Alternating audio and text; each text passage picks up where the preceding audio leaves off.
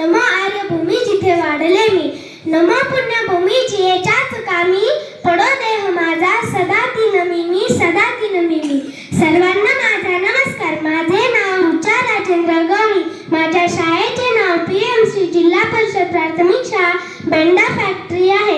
कित्येक लढाया लढून, कित्येक बलिदाने देऊन, त्यांची आहुती वाहून शेवटी स्वातंत्र्य आपल्या पदरी पडले.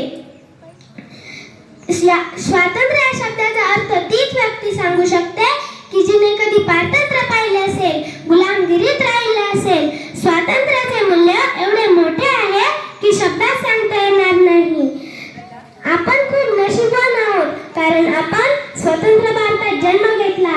त्या गुलामगिरीच्या बेड्या आपल्या हातात नाही घातल्या गेल्या, यामुळे आपण खूप नशीबवान आहोत.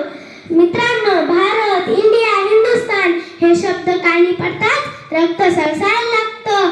जेव्हा तो तिरंगा फडकायला लागतो ना, तेव्हा आपल्या मनातील तो आदर्श पाहण्यासारखाच असतो. किसी ने खूब कहा है कि हम अपनी जान के दुश्मन को भी अपनी जान कहते हैं. मोहब्बत की इसी मिट्टी को हिंदुस्तान कहते हैं, हिंदुस्तान कहते हैं. आपल्या भारताला ना सोन्याची चिडिया म्हटलं जातं.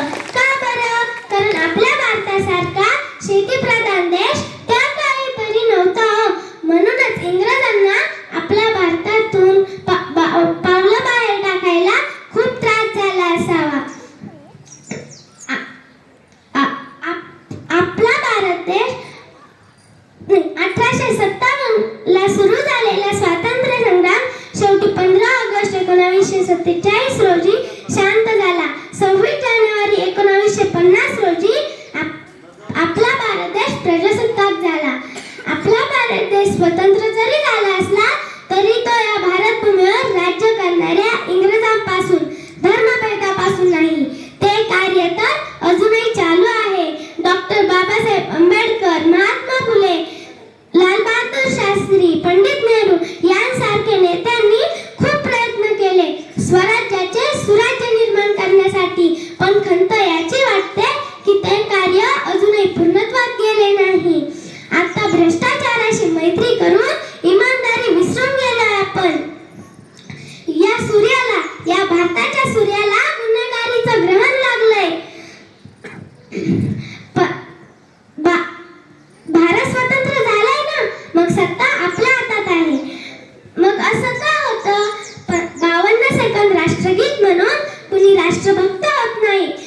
15 ऑगस्ट 26 जानेवारीला वंदे मातरम म्हणून कोणी राष्ट्रभक्त होत नाही. राष्ट्रभक्त होतं ते राष्ट्रोभारणीच्या भावनेने, बंधुत्वाच्या भावनेने. राष्ट्रभक्त होतं ते देशाचे रक्षण करण्यासाठी केलेल्या प्रत्येक प्रयत्नाने. एक ते देशभक्त आहेत जे सरहद्दीवर लढून स्वतःच्या प्राणाची पर्वा न करता देशाचं रक्षण करतात. एक ते देशभक्त आहेत जे महामारीच्या काळातही कर्तव्यनिष्ठता राखून काम करतात. आणि हो, आपल्या समोर आपलं भविष्य उज्ज्वल करण्यासाठी उपस्थित आपले शिक्षक हे आहेत खरे देशभक्त. जेव्हा आपल्या देशाची युवा पिढी सुसज्ज होईल, सुज्ञ होईल, तेव्हा खऱ्या अर्थाने आपला भारत देश प्रजासत्ताक होईल, प्रजासत्ताक होईल, प्रजासत्ताक होईल.